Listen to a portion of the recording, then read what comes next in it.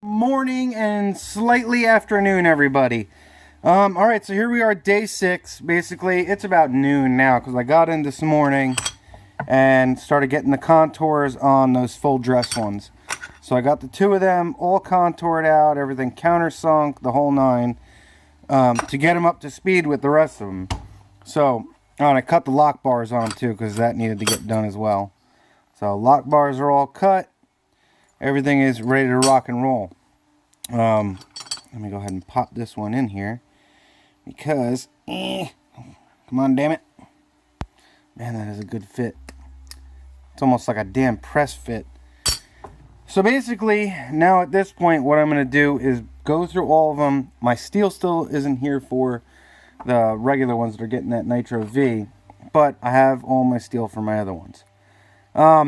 So now I'm going to do the stop pin tracks on all of them in the open and closed position.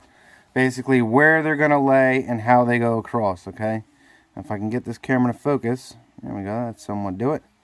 You can see, why will this not focus on that? Focus right there, buddy. There we go. I've got my holes marked out in the open and closed position. And how I do that is very simple. I basically take my show scale, pop my pivot through it, set it on my blade. Wherever my closed position is going to be, I scribe a circle. Then I take my scribe, I sit it down in that hole, and I rotate the blade around until I get to my open position. And mark my hole again. And that leaves me with a rough outline of where my track is going to be and where my start and stop needs to go in. So all I do basically from this point is I'll take it over to the grinder and I'll just bring it in and bring it into this line all the way around, okay? And then I'll have my, just how I have it set up here, so that I could stick this on there. It won't go on now because it needs to be trimmed, but, and I'll rotate it around to make sure that at no point my blade is hitting my stop pin, okay? So once I've got that all clearance and I've got it to where it's about like that in the open and, you know, something like this in the closed, not quite all the way down, I'll bring it over to the vise and hand file the rest of the way to the stop or to the closed position and the open position. And once I get it exactly where I want it, that's it. It's done. So I'll go ahead and run each one of these through that process where I take it over the grinder, trim it up, and then hand file it into position. And that's it. That's pretty much it for stop pin, man. That's all you have to do. After that, it's going to be backspacers, laying them out, whether they're going to be floating backspacers, not floating backspacers, some are full length, some are half length, whatever it may be. I'll show you how I lay them out. Because I don't have everything water jet and everything's hand done, they're generally the same, but sometimes they're a little bit different. So I'll lay each one out individually and go from there. This way it just makes life easy. I don't have to, if I do make them all at once and one is off, I'm not screwing myself out of that time. So yeah, that's about it. I'm going to go ahead and start getting these done up on the grinder and we will catch up in a little bit. Welcome back, everybody. So I got these stop pin tracks pretty much set up. All of them are roughed right now. This one's the only one that's done. So you'll see how that sits closed. And then when it opens up and engages that stop pin, that's how it'll sit when it's open. Okay? And basically the blade can rotate freely around until it contacts that stop pin again. And basically I'm just going to go through the whole spiel with them all. Like, see, this one still needs to be taken, all these need to be taken in still. In the closed position, and then again in the open position. It's kind of hard to do with one hand. So that's going to come up a little bit more. So, right now I'm going to just clamp them in the vise over here. Oh, wrong bin. That one. And have at it, we'll shoot a little time lapse. Catch you in a minute, guys.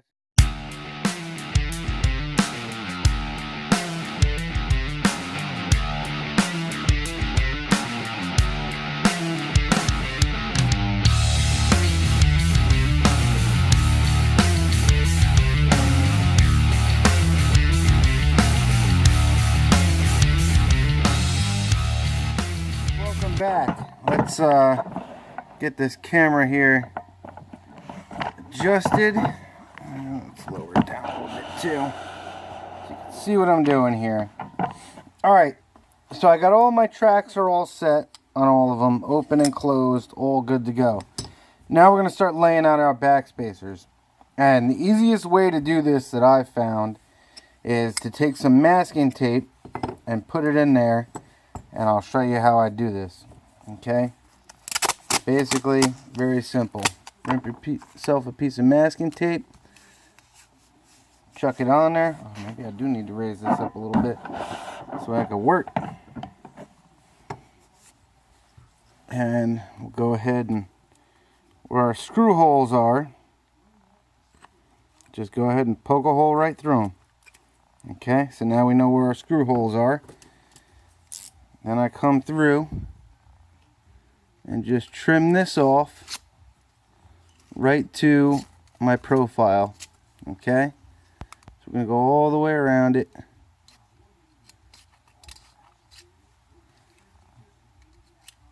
Clean it up straight. Come on, baby. Sometimes it could be a little bit of a pain, especially when you're trying to do it through a camera lens. And it's definitely easier to start it in the middle. So there we go. Now we've got tape over our hole lock side there. Our holes are poked through. We'll take our pivot, stick it back in, put our blade back on, closed position, and just mark it. And this is going to mark where our blade ends on the inside. Okay. Now I know that I want this backspacer to come all the way up to here to keep it so you can't get your finger in there and cut your finger. So we're going to go right with the original line here on this side. So now when I open it up, pop my blade off, my pivot falls out, and we've got a trace line of where our blade is. Okay, so this particular one, I want to end it right about here. I don't want it to hit that blade, so I'm going to make it nice and thin, and it's basically going to come down just like this, end right about there, and join up. Okay, and then I could just either cut this or however I want to do it. Clean that off.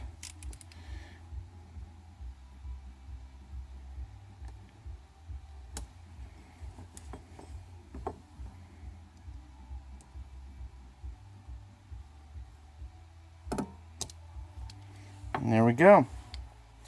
So now we've got ourselves a perfectly laid out template for our backspacer. What I do here is just lift it with the razor blade a little bit, just to get it off, and I can lay this right on whatever material it is I'm going to use to make this backspacer from.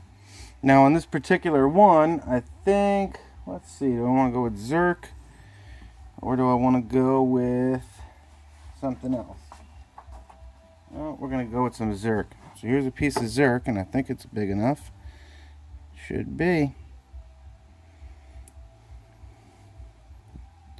There we go.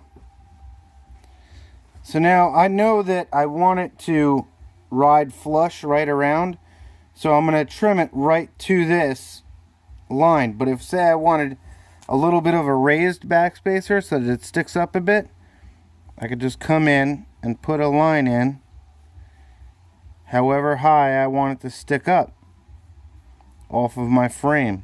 Okay, and maybe we will do that. We'll see here. Let's see how this looks.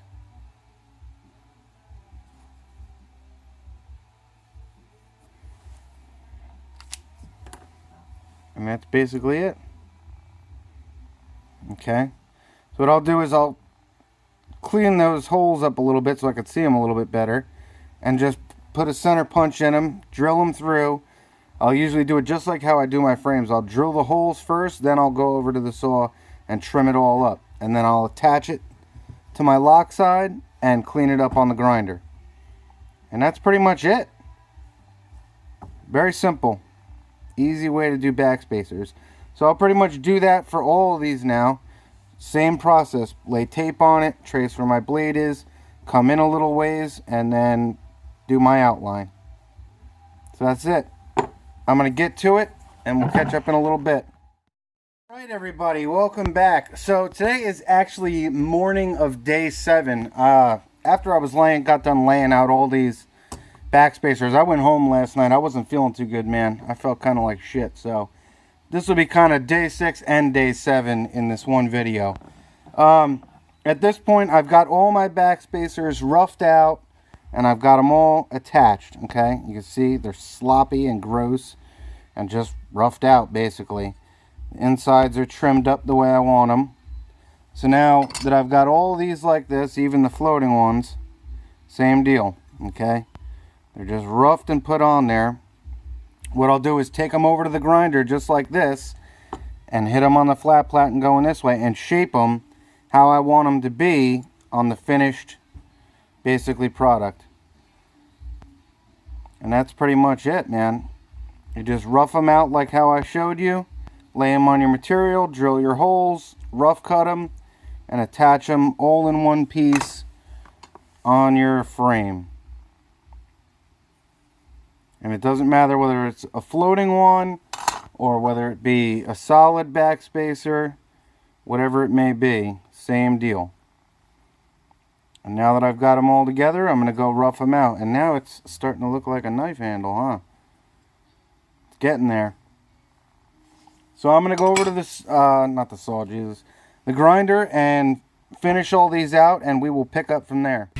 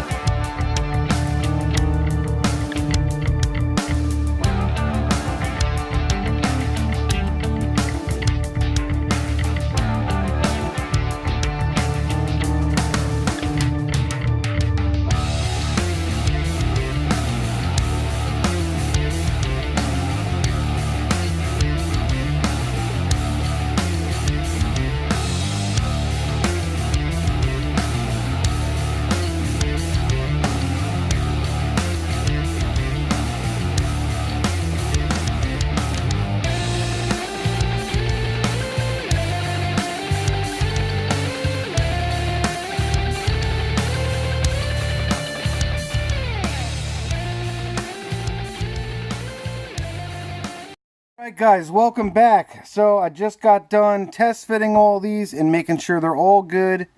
All of our backspacers are in and contoured all the way around. Everything's test fitted to make sure none of the backspacers are hitting anywhere.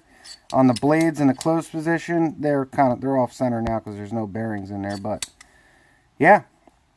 So that's all done for each of these. Some of these have floating backspacers, like this one here. Actually, I believe half are floating and half are not, so that works out. Basically, at this point, I'm going to go through, take all these back apart, and I'm going to start milling all of the thumb holes on all of them. So we're going to mill all the thumb holes and then also do our bearing pockets for our bearings, which is a whole procedure because I think pretty much each one of these, except for maybe, where's the other low layer?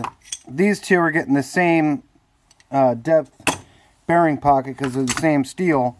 But other than that, these are all different thicknesses. So judging by the thickness and your backspacer and stop pin thickness, adjust how deep you want to make that bearing pocket to set your tolerances. So we'll go through all that in a separate section here. But yeah, So that's it. I'm going to start taking these bad boys back apart and get them set up to mill those thumb holes out. We'll catch up with you guys at the mill in a little bit.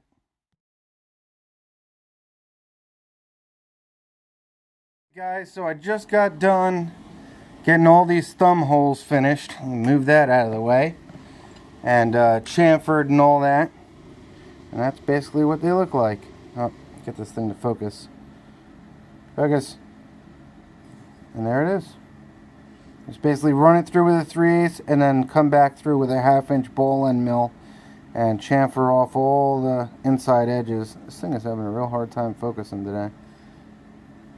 But they're pretty much the same. All of them are done just like that, except for these, the smaller ones. The two rascals, this one and this one, are 5/16 thumb hole and then the same 1/2 inch chamfer. And that's basically just so you don't catch any sharp edges on your finger when you're flipping this thing open. Basically, now that that's done, I'm going to go ahead and start getting... What should I do now? I think we're going to set our detents and set our locks. Or actually, you know what? We can't. Now we got to set our depths for our bearing pockets. So this is a little bit of a fun part. A lot of math in this part. Trying to figure out, because each one of these blades is a different thickness, the bearing pocket has got to be a different depth for each one, basically, so that it lines up with my tolerances for my stop pin and my backspacer. So I better not try and carry that one hand because it's all going to go flying, I know it. Yeah, so I'm going to get that set up over here, and we'll go through the process of that. I'll try and explain it as best I can. It is kind of a process, getting the measurements right and making sure that everything works out. But we'll pick up over here in a minute. Hey everybody, welcome back. So basically, this is the fun part. This is how we're going to figure out how deep we need to make our bearing pockets in order for everything, when the bearings are installed on this blade, to line up with our tolerances that we have set for our backspacer and our stop pin. So this is where it's going to get a little complicated and interesting. So basically what we want to do is, you're going to measure your bearing thickness. How thick is that ball bearing that's on there? So it's 260, we're going to call it. It's 260.15, but we'll call it 260 because you're going to have a little bit of tolerance when this bearing creates a track. Okay, so you can round it down a little tiny bit if need be. So we'll call that 60 thou, which we need to double up because there's two of them, so 120 thou. Our blade is 214, okay?